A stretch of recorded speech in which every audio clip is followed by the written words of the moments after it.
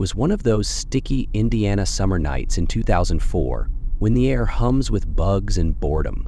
I was 17, driving my beat-up Chevy, with the windows down, music barely louder than the cicadas. Jason rode shotgun, feet up on the dash, sipping a lukewarm Mountain Dew. Emily sat behind him, her hair pulled into a messy braid, laughing at something dumb he said. Trey, Jason's older cousin, barely spoke, just stared out the window, flipping his Zippo open and shut. We had no real destination, just cruising the back roads around Fairview, waiting for something, anything, to happen. These were the kind of nights that felt endless, like time was folding in on itself. We weren't looking for trouble, but I guess it found us anyway.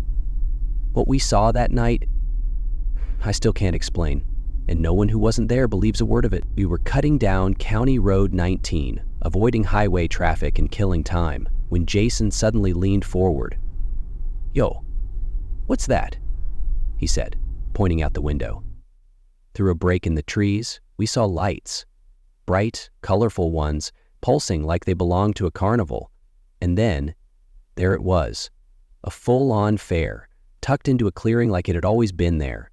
Ferris wheels spinning slow, carousel music drifting out like something from a dream. You could smell funnel cake, kettle corn, hot grease.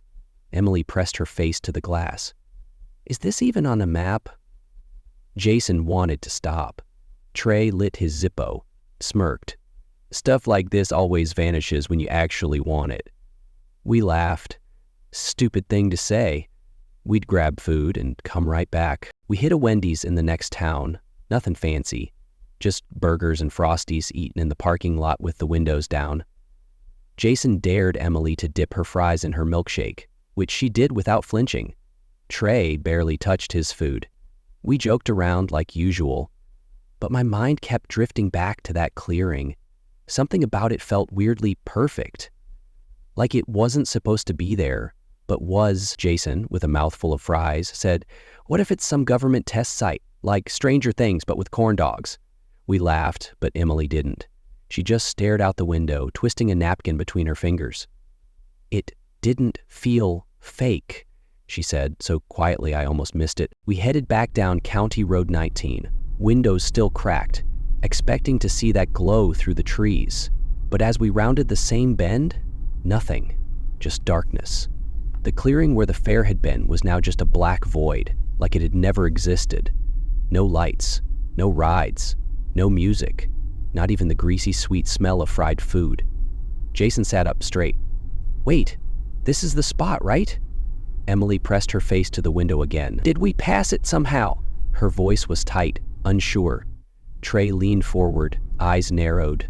"No," he said flatly. "This is it."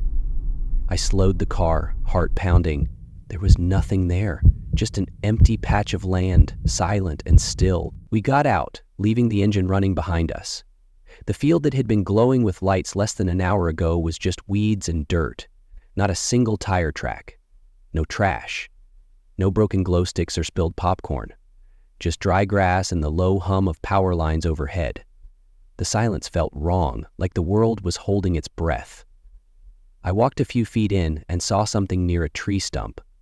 My chest jumped. A ticket? I picked it up, just a crumpled gum wrapper, sun-bleached and useless. Emily hugged her arms. "This isn't right," she said, voice barely above a whisper. "We should go." And for once, no one argued. The car ride home felt heavier than it should have. No one spoke for a while, just the hum of the tires and the occasional flick of Trey's lighter. Jason tried to crack a joke about us hallucinating from too many chicken nuggets, but even he didn't laugh. Emily just stared out the window, eyes unfocused. It was Trey who finally broke the silence. "Maybe it wasn't meant for us," he said, almost to himself. No one replied. Back home, we didn't tell our parents. What were we supposed to say? Hey, we saw a carnival that disappeared? They'd chalk it up to teen imagination or a prank. A few days later, I checked the local paper. Nothing. No fairs, no traveling carnivals, not even a pop-up vendor license. I tried Googling the area. No listings, no mentions, not even that field marked on the town map. Just blank green space. like it didn't exist, like it never had. Years later, I was back in town for a wedding. Took the long way to clear my head, and without thinking, I turned down County Road 19. The trees were taller now, thicker, like they were trying to hide something. As I came around that familiar bend, I slowed. The field was still there, still empty. Not a single building, not a swing set, not even a trail worn through the grass, just wind moving through tall weeds. I parked for a minute, engine ticking as it cooled, got out, walked to the edge. Same silence, same stillness. No lights, no music, no Ferris wheel. It was like that summer night never happened, like we imagined the whole thing. But I know what we saw. We all do. And sometimes, when I think about it too long, I wonder, if we had stopped the first time, would we have found the fair?